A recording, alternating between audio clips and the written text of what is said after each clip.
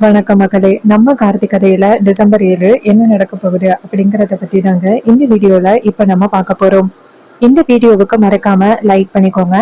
நம்ம சேனலை சப்ஸ்கிரைப் பண்ணிட்டு பக்கத்துல உள்ள பெல் ஐக்கானையும் கிளிக் பண்ணி ஆல் செட் பண்ணிக்கோங்க. அப்பதாங்க அடுத்த வீடியோ போடும் பொழுது உங்களுக்கு நோட்டிபிகேஷன் வரும், பார்க்கலாம். சோ என்ன நடக்குது அப்படின்னு பாத்துக்கிட்டீங்கன்னா, நம்ம ஹீரோ கிட்ட வில்லி பேசுறாங்க. என்ன இப்படியே என் அக்கா காரி கிட்ட எப்படியாவது பேசி இந்த வீட்டுக்குள்ள வந்துடலாம் அப்படின்னு பிளான் பண்ணிருப்பியோ? அப்ப ஹீரோ சொல்றாரு, இங்க பாரு, நீ தேவையில்லாத வேலைகளை பண்ணிக்கிட்டு இருக்க. நீ அந்த காளியம்மா முத்து இவங்க 3 பேரும் இப்படி ஒரு வேலையை பண்ணதுனாலதான் இன்னைக்கு என் குடும்பமே பிரிஞ்சிருக்கு. கண்டிப்பா உங்களை சும்மா விட மாட்டேன். அதுக்கு வில்லி சொல்றாங்க, இங்க பாரு, இது வரைக்கும் நீ என்னெல்லாம் சவால் விட்டுருக்கியோ அது எல்லாத்துலயுமே தோத்துதான் போயிருக்க. கண்டிப்பா உன்னால என்னை எதுவும் பண்ண முடியாது அப்படின்னு. அக்காக்காரி இப்ப ஏன் பேச்சதான் கேக்குறா. சோ நீ என்ன சொன்னாலும் கண்டிப்பா என் அக்காக்காரி நீ சொல்றத கேக்குறதுக்கு வாய்ப்பே கிடையாது. இதை கேட்டதும் ஹீரோ சொல்றாரு, இங்க பாரு, ரொம்ப நாள் உன்னோட ஆட்டம் செல்லுபடி ஆகும் அப்படின்னு நினைக்காத. கூடிய சீக்கிரம் நீ எதுக்காக இப்படி எல்லாம் பண்ணிக்கிட்டு இருக்க அப்படிங்கறத அத்தை கிட்ட நிரூபிச்சு உன்னை வீட்டை விட்டு துரத்துற. அதுக்கு வில்லி சொல்றாங்க, அதையும் பாப்போம், நீ எப்படி இந்த வீட்டை விட்டு என்ன துரத்துற அப்படின்னு. அப்ப வில்லி சொல்றாங்க, இங்க பாரு, நான் எதுக்காக உன்னை பிளான் பண்ணி இந்த வீட்டை விட்டு துரத்தணும், அதுல சீக்கிரம் வெற்றி அடைய போறேன். அக்காக்காரி கிட்ட நீ எப்படிப்பட்டவ அப்படிங்கறத நிரூபிச்சுட்டு அதோட உன்னைய வீட்டை விட்டு துரத்துனதோட அக்காக்காரிய என்னெல்லாம் பண்ணணும் அப்படின்னு நினைச்சனோ அதுல ஜெயிக்க போறேன். அப்ப ஹீரோ சொல்றாரு, இங்க பாரு, அத்தை ரொம்ப இன்னசென்ட், அத்தை ரொம்ப பாவம், தயவு செஞ்சு அவங்கள எதுவும் பண்ணிடாத. அதுக்கு வில்லி சொல்றாங்க, இங்க பாருடா, எப்படி அக்காக்காரிய பழி வாங்கணும்னு இத்தனை நாளா நினைச்சுக்கிட்டு இருந்த. ஆனா நீ இடையில புகுந்து அக்காவை காப்பாத்திக்கிட்டே இருந்த. இப்ப கூடிய சீக்கிரம் அக்காக்காரிக்கு ஆப்பு வச்சு அவளை இந்த வீட்டை விட்டு என்ன இந்த உலகத்தை விட்டு அனுப்ப போறேன். இதை கேட்டதும் ஹீரோ ஷாக் ஆகுறாரு. இங்க பாரு, சொந்த அக்காவுக்கு இவ்வளவு பெரிய பிரச்சனையை கொடுக்கணும் அப்படின்னு நினைக்கிறியே, நீ எல்லாம் ஒரு தங்கச்சியா? அதுக்கு வில்லி சொல்றாங்க, இங்க பாரு, என்னை பொறுத்த வரைக்கும் என் புருஷன் தான் இந்த ஊருக்குள்ள நம்பர் 1 இருக்கணும். சோ இதுக்கு தடையா இருக்க என் அக்காக்காரிய காலி பண்றதை விட எனக்கு வேற வழியே இல்ல. இன்னும் 2 நாளையில அக்காக்காரிய காலி பண்ணிட்டு என் புருஷனை தலைவராக்க போறேன். இதை கேட்டதும் நம்ம ஹீரோ ரொம்ப ஷாக் ஆகுறாரு. அப்ப ஹீரோ ஈஸ்வரி வில்லிய பார்த்து, இங்க பாரு, அத்தைக்கு மட்டும் ஏதாவது ஆபத்து வந்துச்சு கண்டிப்பா உன்னை சும்மா விட மாட்டேன். அதுக்கு வில்லி சொல்றாங்க, இங்க பாரு, நான் கண்டிப்பா அக்காக்காரிய காலி தான் பண்ண போறேன் அப்படின்னு சொல்லிட்டு உன்னால முடிஞ்சதை பாத்துக்கடா அப்படின்னு அவங்க அந்த இடத்துல இருந்து போறாங்க. இதை கேட்டதும் நம்ம ஹீரோவுக்கு ரொம்ப அதிர்ச்சியா இருக்கு.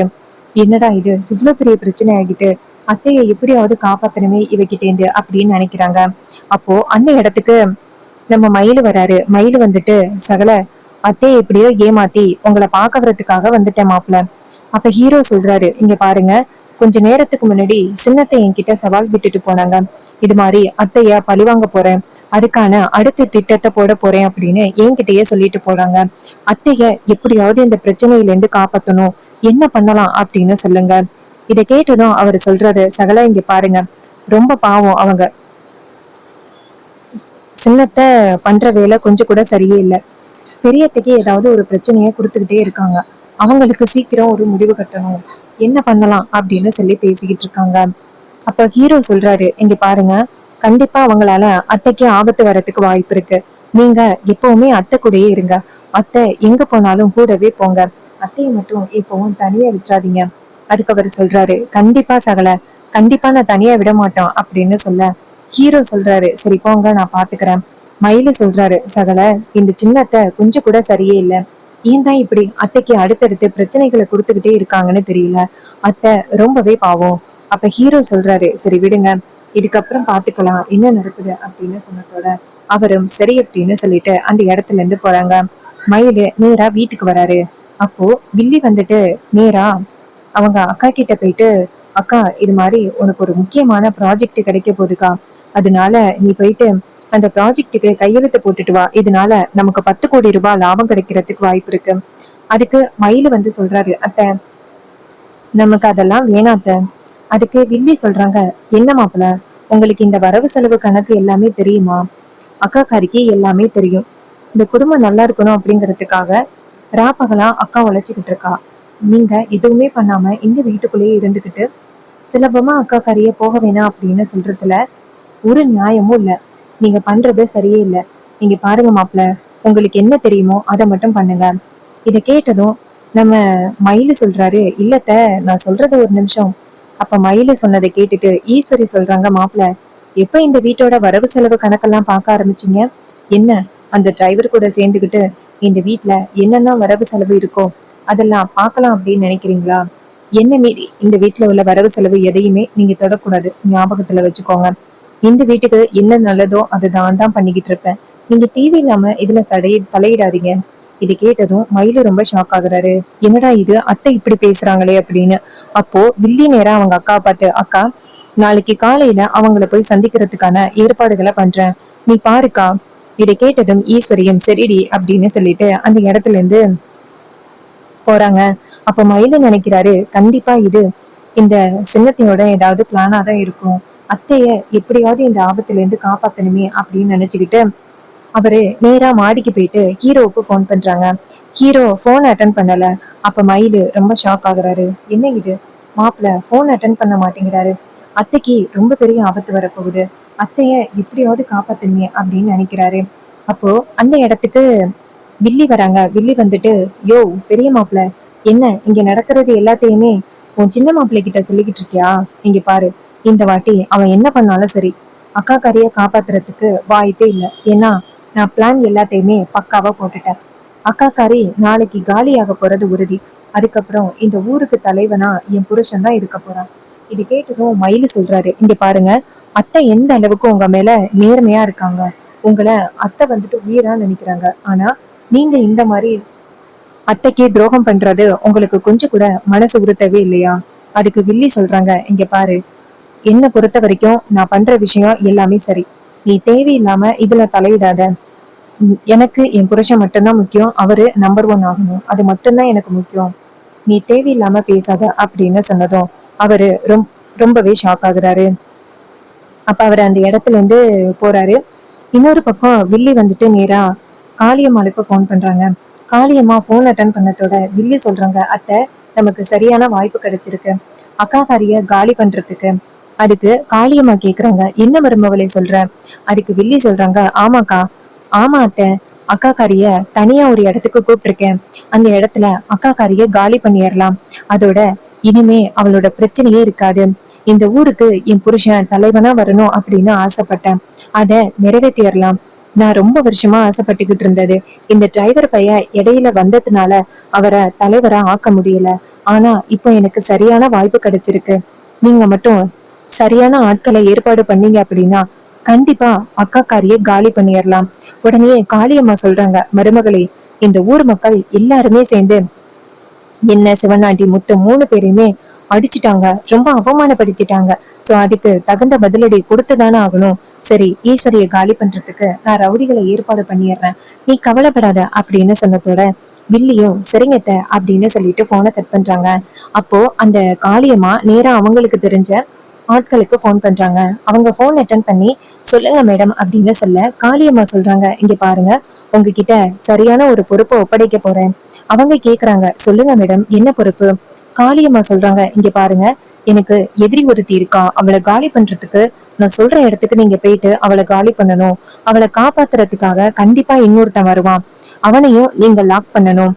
இதை கேட்டதும் அந்த ரவுடிங்க சொல்றாங்க, மேடம் எங்க கிட்ட பொறுப்பை ஒப்படைச்சிட்டீங்கல்ல, நாங்க பாத்துக்கிறோம், நீங்க கவலைப்படாதீங்க அப்படின்னு சொன்னதும் அதுக்கு வில்லி சொல்றாங்க, இங்க பாருங்க, நீங்க நினைக்கிற மாதிரி அவன் சாதாரண ஆள் கிடையாது. அவன் சரியான யமகாதக, கண்டிப்பா வந்துட்டு உங்களை ஸ்டாப் பண்ணுவான். நீங்க தான் எப்படியாவது அவனை அடிச்சு காலி பண்ணணும். அதுக்கு அந்த ரவுடிங்க சொல்றாங்க, சரிங்க மேடம், நாங்க பாத்துக்கிறோம். இது வரைக்கும் எங்ககிட்ட ஒப்படைச்ச பொறுப்பு ஏதாவது மிஸ் ஆகிருக்கா? இது வரைக்கும் உங்களுக்கு எவ்வளவு வேலை பார்த்து கொடுத்துருக்கோம், நீங்க கவலைப்படாதீங்க. காளியம்மா சொல்றாங்க, இங்க பாருங்க, இதுக்கு முன்னாடி நான் நிறைய பேருக்கு இந்த வேலையை ஒப்படைச்சிருக்கேன். ஆனா அவங்க எல்லாருமே அந்த டிரைவர் பையலை பார்த்து பயந்து போனதுதான் மிச்சம். சோ நீங்களாவது இந்த வேலைய சரியா முடிப்பீங்களா?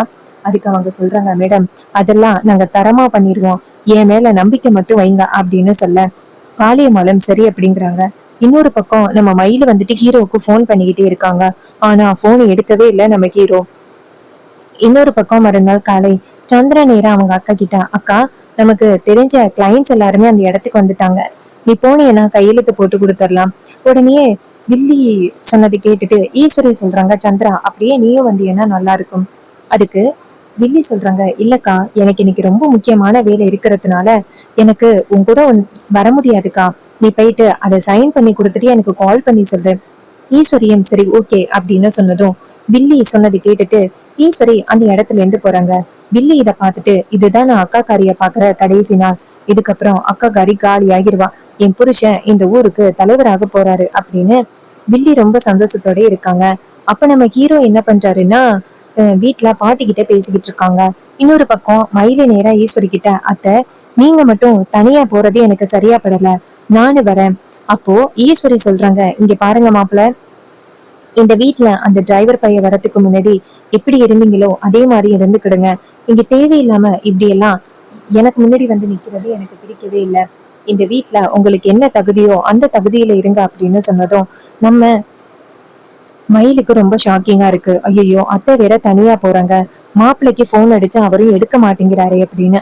அப்போ நம்ம மயிலு வந்துட்டு அவங்க அத்தை கார் எடுத்துக்கிட்டு போனதோட மயிலு நேரா ஹீரோவுக்கு போன் பண்றாங்க. இன்னொரு பக்கம் நம்ம ஹீரோ அப்பதான் போனை எடுக்கிறாரு. அப்போ ஹீரோ வந்துட்டு நேரா மயிலு கிட்ட, சொல்லுங்க என்னாச்சு அப்படின்னு. அவரு சொல்றாரு, சகல இந்த சந்திரா சரியா பிளான் பண்ணிட்டாங்க. அத்தை ரொம்ப பெரிய ஆபத்துல மாட்ட போறாங்க. நீங்க எப்படியாவது போயிட்டு அத்தைய காப்பாத்துங்க. அந்த சந்திரா பிளான் பண்ணிட்டாங்க.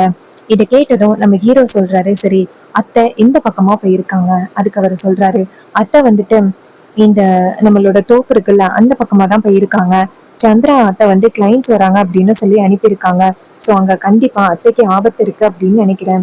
உடனே ஹீரோ சொல்றாரு, சரி நான் பாத்துக்கிறேன் அப்படின்னு சொல்லிட்டு போனை கட் பண்ணிட்டு நேரா அவங்க அத்தையை காப்பாத்துறதுக்காக போறாங்க.